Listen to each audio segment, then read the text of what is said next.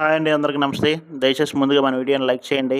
ఇప్పుడు మన ముందున్న వెహికల్ వచ్చి బెలె బెలెనో జీటా అండి. 2018 డీజిల్ వెహికల్ ఇది.